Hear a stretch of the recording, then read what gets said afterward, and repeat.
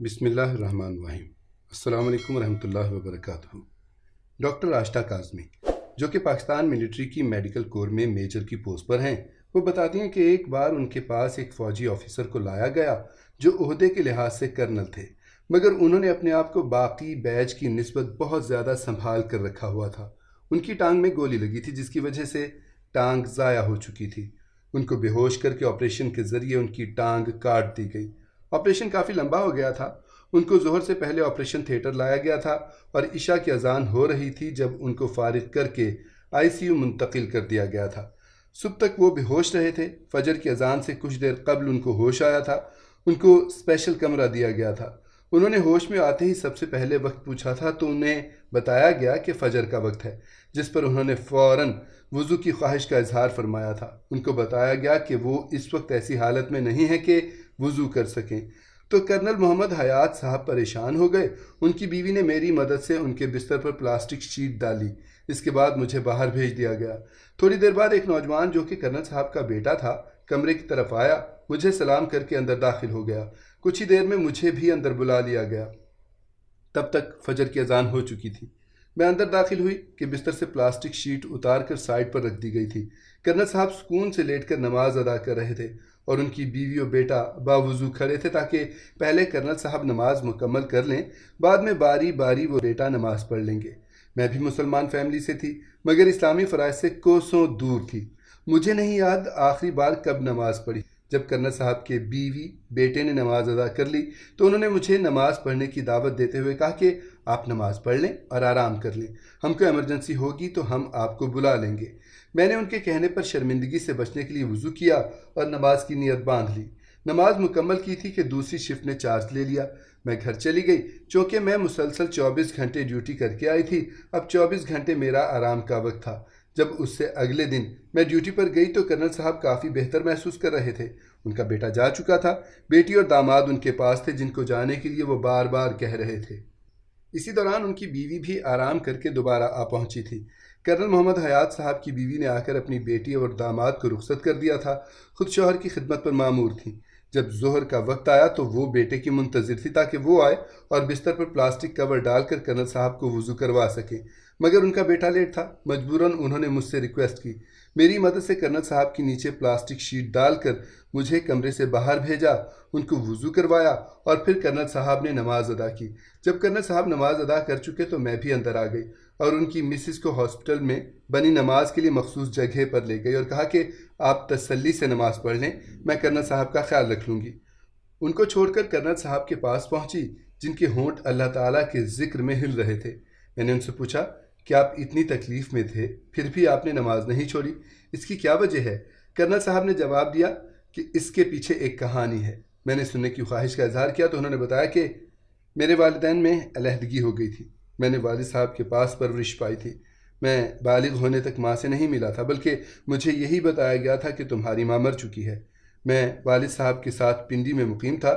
ایک دن پختہ عمر کے ایک مرد میرے والد صاحب کے پاس آئے۔ والد صاحب نے مجھے کمرے سے باہر بھیج دیا اور خود ان سے بات چیت کرنے لگے۔ انسانی فطرت کے ہاتھوں مجبور میں بھی بیرونی دروازے کے پاس کھڑا ہو کر والد صاحب اور اس اجنبی کی گفتگو سننے کی کوشش کر رہا تھا مگر ناکام رہا تھا۔ مجھے محض ایک فقرہ سنائی دیا تھا جب میرے والد صاحب نے دھاڑ کر کہا تھا کہ دفع ہو جاؤ میرے گھر سے ورنہ یہیں مارے جاؤ گے اور تمہارا کوئی والی وارث بھی نہیں بنے گا۔ پھر دروازہ کھلا اور وہ اجنبی شخص باہر نکل گیا۔ میں اس سے پہلے گلی میں پہنچ گیا تاکہ اس سے ملاقات کر سکوں۔ گلی میں جب میری اس شخص سے ملاقات ہوئی تو اس نے مجھے کسی اپنے کی طرح گلے لگایا، چوما اور کہا کہ میں تمہارا ماموں ہوں، تمہاری ماں کا آخری وقت ہے، وہ بس ایک بار تم سے ملنا چاہتی ہے، اگر ہو سکے تو آ جانا۔ ساتھ ہی مجھے کاغذ کا ٹکڑا پکڑایا جس پر ایڈریس درج تھا اور خود چل دیے۔ میرے ماموں چلے گئے مگر میں صدمے، حیرانگی، پریشانی اور تکلیف کی وجہ سے ان کو آواز بھی نہیں دے پایا تھا۔ جب کچھ حواس بحال ہوئے تو میں نے اس بات کی تصدیق کا فیصلہ کیا۔ والد صاحب سے جھوٹ بولا کہ اپنے دوست کے ساتھ اس کے رشتہ داروں کی طرف شادی پر جا رہا ہوں۔ گاڑی نکالی، کچھ پیسے ساتھ لیے اور متعلقہ ایڈریس پر چل دیا۔ جب میں متعلقہ گاؤں پہنچا تو اسی پتے پر چلا گیا اور دستک دی تو مجھ سے تعارف مانگا گیا۔ میں نے اپنا بتایا تو مجھے 2 منٹ کا انتظار کرنے کا کہا گیا۔ اتنی دیر میں اندر سے چند خواتین، بچوں اور 2-3 مردوں کی آوازیں ابھریں۔ دروازہ کھولا گیا سامنے چارپائی پر صاف ستھرے بستر پر ایک خاتون لیٹی تھیں جو انتہائی کمزور تھیں۔ مجھے دیکھ کر انہوں نے ہاتھ اوپر اٹھا لیے تھے اور ان کی آنکھوں کو دیکھتے ہی بنا کوئی ثبوت مانگے میں ان کے سینے سے لگ گیا تھا۔ میں اکثر والد صاحب سے کہتا تھا کہ میری آنکھیں اتنی خوبصورت کیوں ہیں، جبکہ میرے ددیال میں کسی کی آنکھیں اتنی خوبصورت نہیں ہیں۔ تو مجھے جواب دیا جاتا تھا کہ تیری آنکھیں تیرے پردادا پر گئی ہیں، اور آج جب اس نحیف خاتون کی آنکھیں دیکھی تو مجھے جواب مل گیا تھا کہ میری آنکھیں میری ماں پر گئی ہیں۔ اچانک سے مجھے اپنے گالوں پر گہری نمی کا احساس ہوا تو میں نے سر اٹھا کر دیکھا۔ میری ماں کی آنکھوں سے آنسو بہہ رہے تھے اور اتنی خاموشی سے رو رہی تھی کہ ان کے سینے سے لگا میں جان ہی نہ پایا تھا کہ وہ رو رہی ہیں۔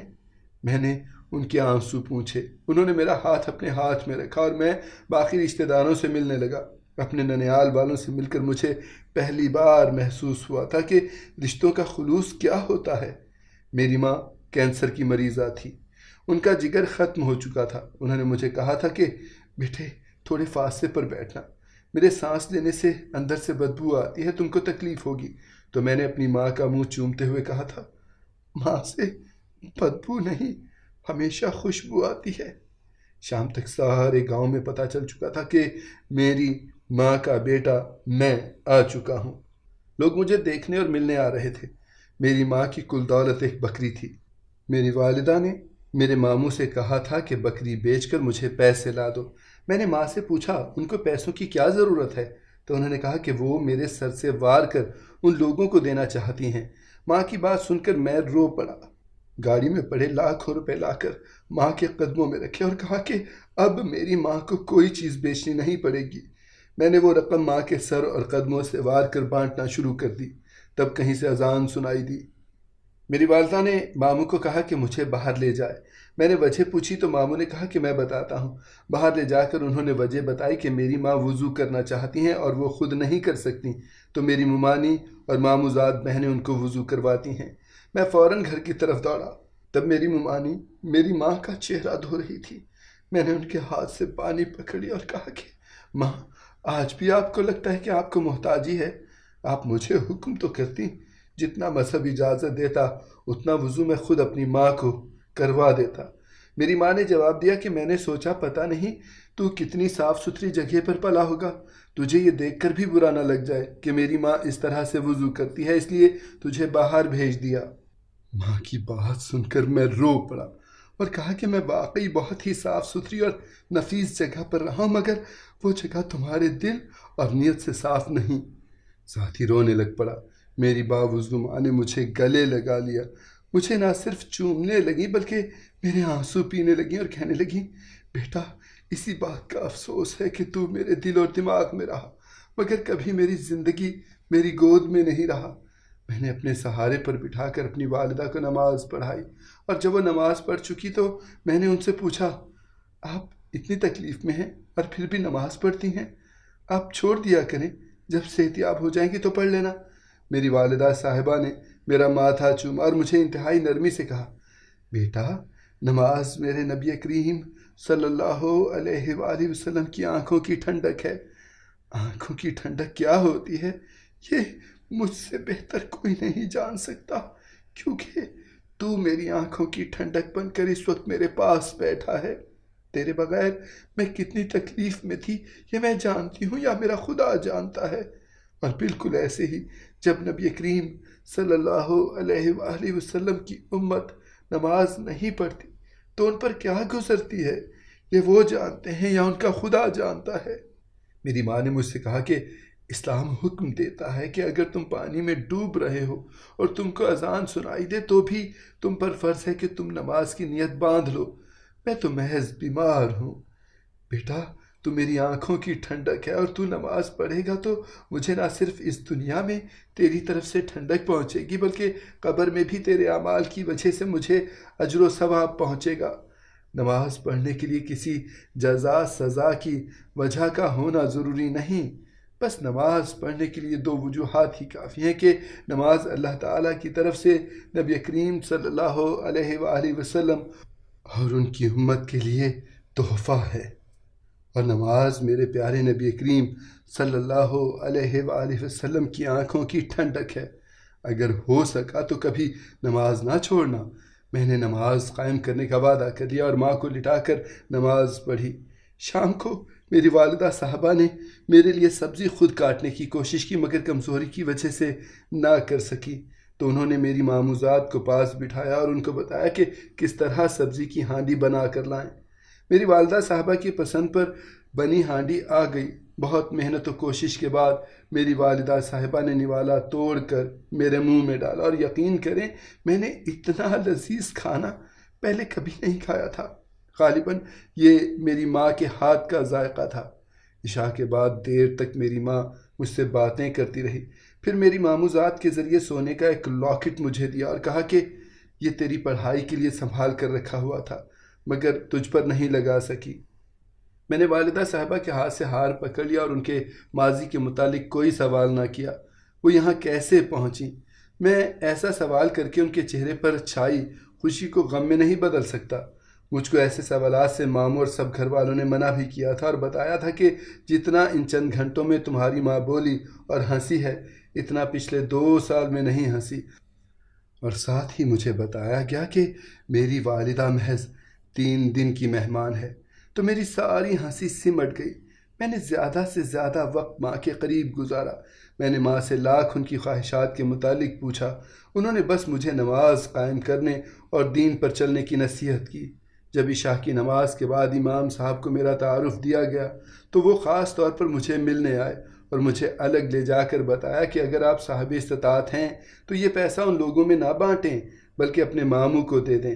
آپ کے ماموں نے اپنا گھر زمین سب کچھ بیچ کر آپ کی والدہ صاحبہ کے علاج پر لگا دیا ہے، یہاں تک کہ بچوں کی پڑھائی بند کروا کے وہ پیسہ بھی بہن کے علاج پر لگا دیا۔ تمہارے ماموں کے اونچا بولنے کی آواز زندگی میں ایک بار گاؤں والوں نے سنی، اور وہ بھی تب جب تمہاری والدہ کی طبیعت خراب تھی اور وہ تمہاری ممانی کو آوازیں دے رہی تھی، مگر تمہاری ممانی کو سنائی نہیں دی۔ تمہارے والد صاحب داخل ہوئے تو انہوں نے بیٹیوں اور بیوی کو ڈانٹ کر کہا کہ میری بہن کو آواز کیوں دینا پڑی؟ تم میں سے ایک ہر وقت ان کے پاس کیوں نہیں بیٹھی رہتی؟ میں نے امام مسجد صاحب سے کہا کہ مجھے اس کے علاوہ بھی بتائیں کہ میری ماں یا ماموں نے کسی کا کوئی قرض دینا ہے، جس پر امام صاحب نے جواب دیا کہ مجھے اس کا کوئی علم نہیں۔ اس کے ساتھ امام صاحب شکریہ ادا کر کے اٹھ گئے۔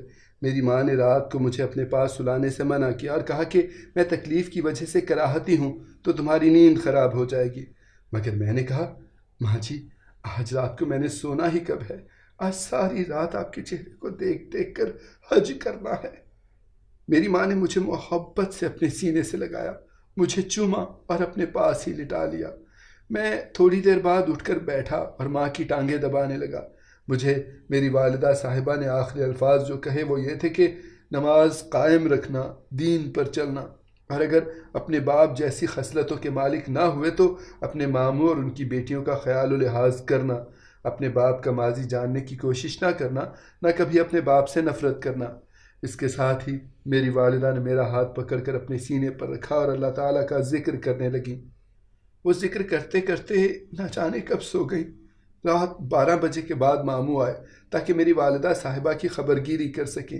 یوں ہی ان کی نظر میری والدہ پر پڑی تو وہ دوڑے، مجھ سے پوچھا تم کو پتہ چل رہا ہے تمہاری ماں کی سانسیں نہیں چل رہی ہیں؟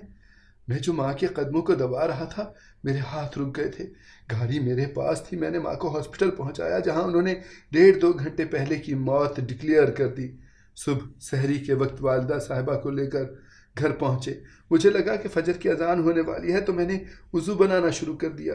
اسی دوران میرے ماموں کی سرگوشی بھری آواز میرے کانوں میں پڑی۔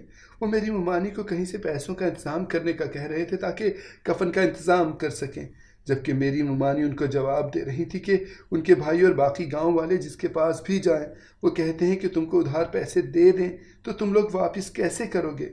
گھر بار بیچ کر تو علاج پر لگا چکے ہو۔ میرے ماموں خاموش ہو کر گھر سے باہر نکل گئے۔ میں بھی ان کے پیچھے نکل گیا۔ وہ گاؤں کے کافی بڑے چودھریوں کے پاس گئے۔ چودھری کے بجائے اس کا منشی آیا جس سے انہوں نے رقم کا تقاضا کیا۔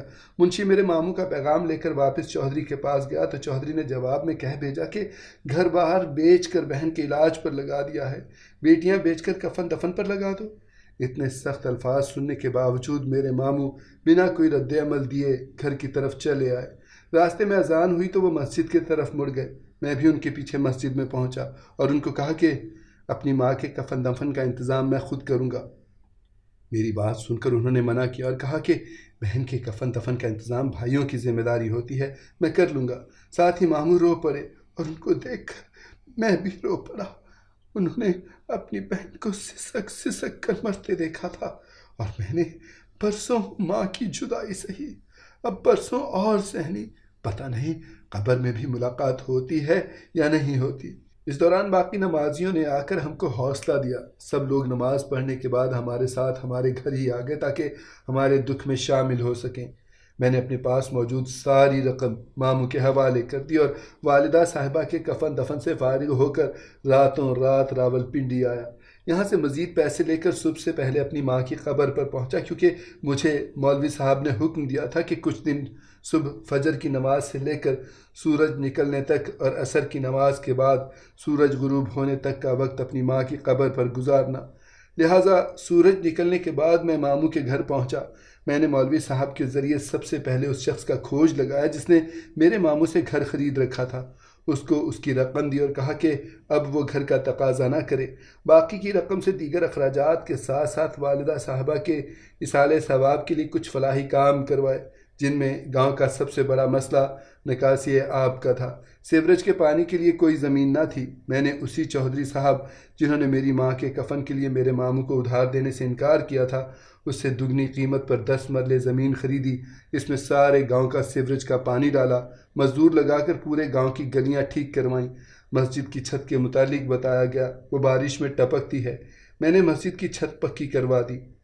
10 دن رہنے کے بعد میں واپس آیا تو چاہ کر بھی والد صاحب سے پہلے جیسا رویہ نہ رکھ پایا، مگر والدہ صاحبہ کے حکم پر میں نے والد صاحب سے ماضی جاننے کی بالکل بھی کوشش نہ کی اور نہ کبھی اپنی نماز چھوڑی۔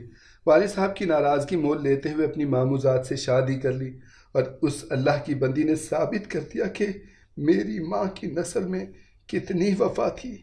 میری والدہ صاحبہ گزر چکی ہیں، میں کامیابی کے عروج پر پہنچ چکا ہوں، بہت کچھ بدل چکا ہے۔ میری والدہ صاحبہ کی خاطر میرے ماموں جان نے جو کچھ لگایا اس سے کہیں زیادہ ان کو لوٹا چکا ہوں، مگر آج بھی ان کا احسان مند اور شکر گزار ہوں کہ میری والدہ صاحبہ کی خدمت انہوں نے غلاموں سے بڑھ کر کی۔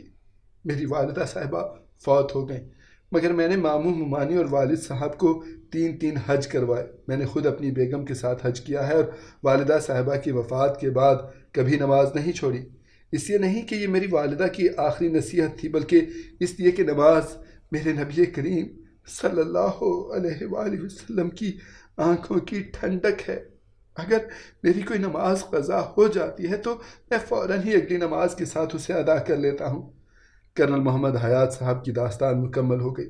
میں ان کے والد صاحب ماموں ممانی میں سے کسی کا انجام نہ پوچھ سکی، مگر ان کی اس داستان کے بعد میں نے بھی کبھی نماز نہیں چھوڑی، کیونکہ مجھے بھی سمجھ آ گئی ہے کہ نماز میرے نبی کریم صلی اللہ علیہ وآلہ وسلم کی آنکھوں کی ٹھنڈک ہے۔